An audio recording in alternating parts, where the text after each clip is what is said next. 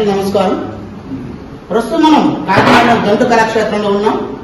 ఈరోజు మనం ఇచ్చేసిన సందర్భం ఏమిటంటే, పరిచయం అవసరమైన వ్యక్తి, ప్రముఖ హాస్య నటుడు, పలు చిత్రాల్లో వైవిధ్యమైన పాత్రను పోషించినటువంటి శ్రీ గౌతమ్ రాజు ముందు మనం ఉన్నాం.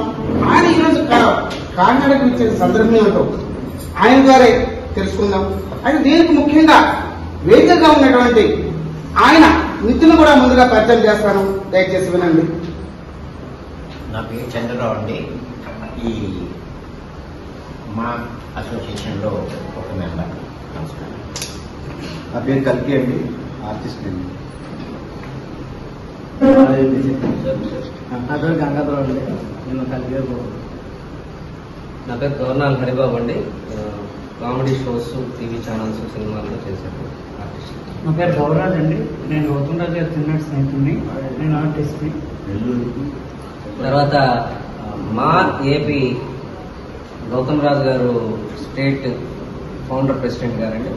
వారి ఆధ్వర్యంలో నిర్వహించబడుతున్న మా ఏపీ అసోసియేషన్లో నెల్లూరు బాధ్యుడిగా నేను అసోసియేషన్ ప్రెసిడెంట్గా నెల్లూరు బాధ్యత తీసుకున్నాను. చాలా సంతోషం. ప్రేక్షకుల అందరూ పరిచయం అయింది. ఇప్పుడు మన విశిష్ట వ్యక్తి గౌతమ్ రాజు గారితో మాట్లాడతాం. నమస్కారం అండి.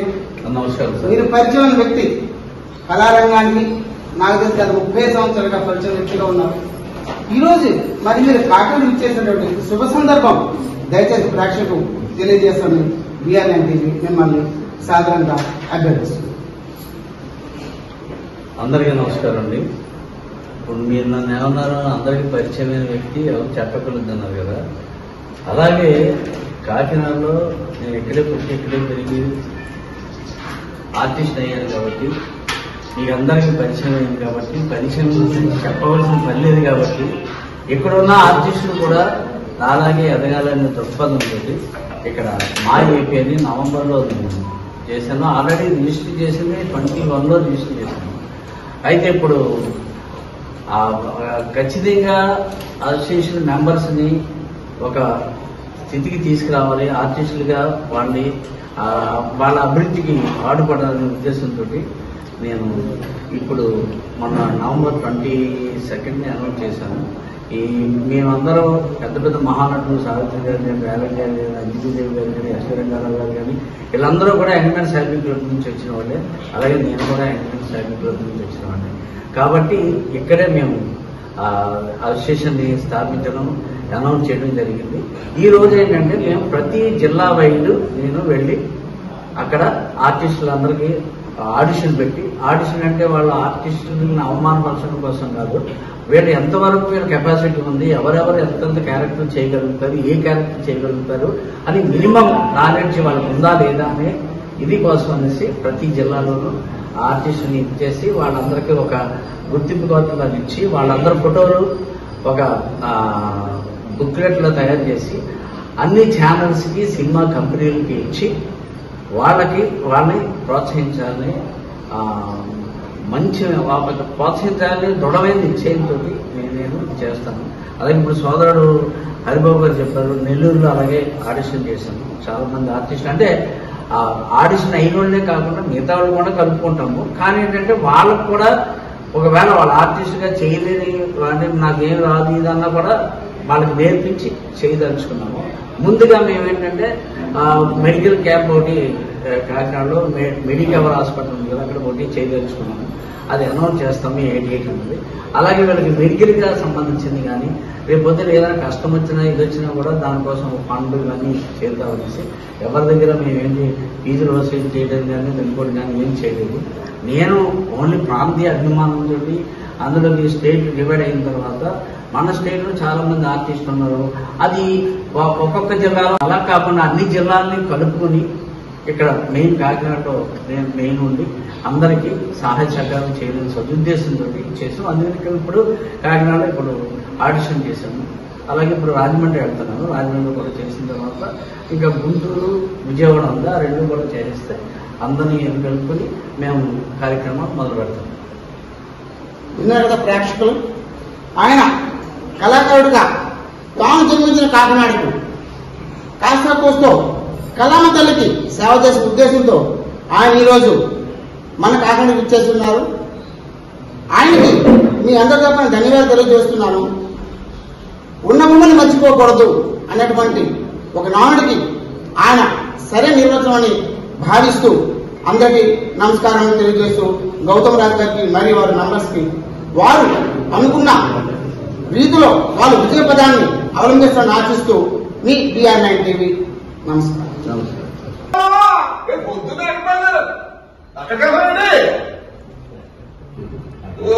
పొద్దు రోజున బయలుదేరుతుంటే కాకినాడలో ఆగినా గౌతమరాజు గారు ఎక్కడ సోమవారం ఎక్కడ అవుతావా బయలుదేరాడు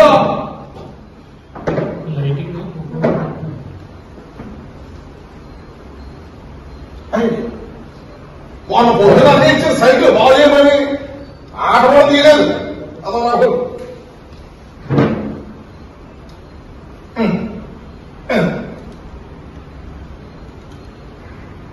కొంతమంది బీజేపీ వాళ్ళు శుభ్రంగా ఆయన తీసి అసలు పెళ్ళకి తొక్కుదామంటే చదువు పోతుంది, యాడ్ పెట్టుకుందామంటే కింద ఊరిపోతుంది, కింద వెళ్తే పైకి వెళ్ళిపోతుంది. ఈ చలిలో భయాలంటే ఎలాగబ్బా ఓ సొట్టము కాల్చుంటే బాగుంది.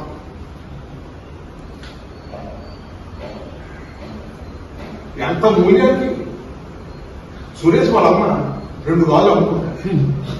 సురేష్ కి దవడ తీసేసాడు, అమ్ము ఇది ముక్కు. ఈ చలిలో ప్రయాణం అంటే ఎలాగా ఏదో తన పాట పాడుకుంటే పోతాయి. అంతన్నాడు ఇంతన్నాడు గంగరాజు అదేంటన్నాడు అన్నాడు గంగరాజు వస్తాడు పుష్కన్నాడు గంగరాజు మూతవాడు పిందన్నాడు గంగరాజు కోసేవాడు లేడన్నాడు గంగరాజు ఆరకన పొలమన్నాడు గంగరాజు దున్నేవాడు లేడన్నాడు గంగరాజు పుల్లన్నాడు ఆపన్నాడు గంగరాజు కోటరేసి దున్నున్నాడు గంగరాజు. ఇంటి గుర్తొచ్చింది, మొన్న మా తమ్ముడు బామ్మది కూడా చాలా ఆడిషన్ తెలిసాడు. ఏమైందంటే ఏమైంది అక్కడ పంజాబ్ లో అక్కడ వెళ్తే మొన్న దగ్గర ఒక 50 షార్ట్ ఫిల్మ్ కూడా తీశాడు. కాకపోతే ఆ ఫిల్మ్ తప్ప వ్యూస్ లేవు, లైఫ్లు లేవు. ఆ తర్వాత ఒక ఎకరం వేసాడు, పట్టుకుని ఎక్కడ హైదరాబాద్ కెట్టనాలో జాయిన్ అయ్యాడు. ఎంత చేసినా ఏం చేసినా ఓడినోడు మాత్రం చెప్పాలంటే అదేంటే జీరో ఎస్ ఉండాలా. జీరో ఎస్ అంటే తెలుసా? హలో చెప్పు, ఎక్కడున్నావు, ఏం చేస్తున్నావు? నేను ఇక్కడికి ఇలాగే వచ్చాను, కాలేజ్కి వచ్చాను, నువ్వు వచ్చాను.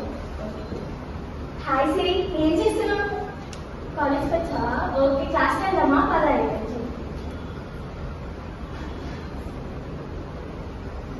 సో నేను ఇలా ఉన్నాను, చున్నీ వేసుకున్నా వచ్చానని చెప్పి మా ఫ్రెండ్ తిట్టారు. సో ఏంటంటే ఎందుకు వచ్చా చున్నీ వేసుకోకుండా? అసలు చున్నీ వేసుకోమని చెప్పాను కదా, నీకు ఎన్నిసార్లు చెప్పాలి? నేను అందరూ చూస్తున్నారు కదా, నేను నార్మల్ గానే వేసుకున్నాను, దాని మాత్రానికి తిట్టారా? నేను తప్పు చేస్తున్నా, తిట్టలా తిడుతున్నావు.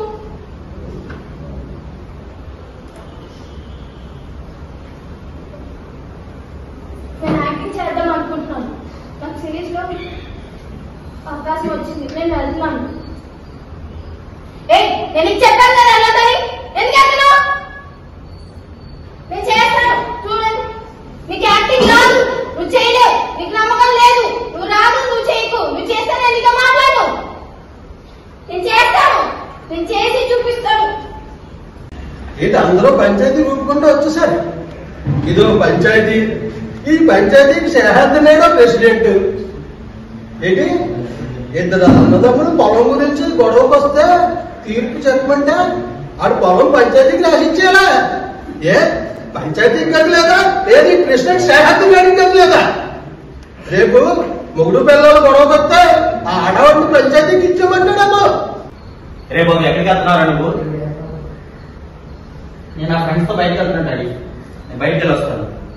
రే ఈ రోజు చూస్తే లోకం బాగోలేదురా, నువ్వు మాత్రం బయట తిరిగి చెడిపోకరా. ఎందుకంటే నేను ఎంతో కష్టపడి పోషిస్తున్నాను రా, నేను రాత్రి అనక పగలనక కష్టపడి నేను పోషిస్తున్నాను. అడిగినా చేస్తే నువ్వు పోషిస్తున్నావు తెలిసి నా ఎక్కడ ఫ్రెండ్స్ ఉన్నారండి నాకు. నా ఫ్రెండ్స్ నాకు చూసుకుంటాను. నేను ఏం చేస్తాను. నాకు ఇప్పుడు ఫోన్ వస్తుంటాడు, తరఫు మాట్లాడదాం, వెళ్ళిపోతున్నాను సార్. నేను ఈ రోజు మీ మాట వినే దాంట్లో లేదు. హలో రమేష్, ఎక్కడ ఉన్నావు నాకు? నేను ఇక్కడే ఉన్నాను రా. ఈసారి మనం బయటికి వెళ్ళాలా ఒకసారి కదా? సరే నేను విషయం చెప్పాలంటున్నా. రమేష్ చెప్పరా? చెప్పు. కాదు, నాకు కొంచెం డబ్బులు అవసరం రా. అరే డబ్బులు అయితే నేను ఇస్తాను రా, మా డాడీ సంపాదిస్తున్నాడు, నేను నీకు ఇస్తాను. నేను నీకు ఏంటో ఎంత డబ్బులు కావాలంటే తీసుకో, కానీ నేనున్న మీకు అందరు ఫ్రెండ్స్ కూడా నేను డబ్బులు ఇవ్వడానికి నేను ఇస్తాను ఉన్నాను. తీసుకో, పట్టుకెళ్ళి. బాబు ఎక్కడున్నారా? ఆ డాడీ నేను ఫ్రెండ్స్తో ఉన్నాను, ఒక్కసారి ఇంటికి వస్తావా? ఏమైంది డాడీ? ఒక్కసారి రా. రే నువ్వు వెళ్ళిపోయాక మీ అమ్మకు బాగోలేదు. మీ అమ్మకు హార్ట్ అటాక్ వచ్చి చనిపోయింది డాడీ. ఈమె ఎలా తీసుకెళ్ళాలో తెలియదు. నా జీవితంలో చూస్తే డబ్బులు లేవు, ఏం చేయాలి? ఏం చేయమంటావు డాడీ? నేను అసలు ఇంటికి డాడీ, నా ఫ్రెండ్స్ ఉన్నారు. హలో రమేష్, ఎక్కడ ఉన్నారా? రే నాకు డబ్బులు అవసరం రా. సారీ రా, డబ్బులు కొంచెం నేను కూడా పండుగ మా అమ్మకు పోలేదురా. రే పర్లేదురా, నాకు ఎంతో కంటే ఇవ్వండిరా, నేను నీకు ఎంతో సాయం చేశాను రా. నా తల్లి చనిపోయిందిరా. రే నాకు ఎంతో డబ్బులు సాయం చేశాను రా, మీ అందరికీ కూడా సాయం చేశాను. నాకు డబ్బులు కావాలరా డాడీ. ఈ రోజు కూడా నేను చేయకపోతున్నాను డాడీ. నా తల్లిని కోల్పోయి ఉంటాను, ఫ్రెండ్స్ మాటలు కోల్పోయి ఉండాలి. నేను ఎంత చెప్పినా సరే నేను వినలేకపోయాను డాడీ. నేను వినలేకపోయాను. నా ఫ్రెండ్స్ నాకు తోడుంటారు అనుకున్నాను డాడీ, తోడుంటారు అనుకున్నాను. కానీ ఈ రోజు నాకు ఫ్రెండ్స్ లేరు డాడీ. నా కుటుంబం ముఖ్యం, నా పిల్లల ముఖ్యం, మీరు ముఖ్యం.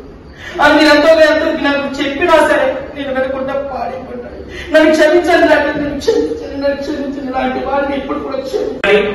ఈ భూలోకంలో ఉన్న సకల మానవాళిని కూడా కాపాడాలనే యంత్రంలో మరి కుల మత వర్ణ తారతమ్యతం లేకుండా రామాయణాన్ని ప్రతి ఒక్క మానవ జాతికి అంకితం చేయడానికి మహనీయుడు కనుక నీ యొక్క రామాయణంలో ఎత్తుగడలు పాచిలాటలు కూడా జనులందరినీ కూడా ఆకర్షితులై రామాయణాన్ని ఉద్ధరించడానికి రామబాణంతో సకల మానవాళి గుండెల్లో నీవు ఆదర్శమూర్తిగా ఏకీభవించినావు. కావున ఓ రామా, మానవుల కష్టములు చూసి, మానవుల ఆపదలను చూసి, మానవుడికి గండాలు కలగనీయకుండా రామోపదేశాన్ని కలిగించిన మహనీయుడు కనుక ఈ యొక్క విశ్వగామి రామ, ఓ రామ మా కీర్తి వినుమ, జగద్రక్షక పాహిమా పాహిమా.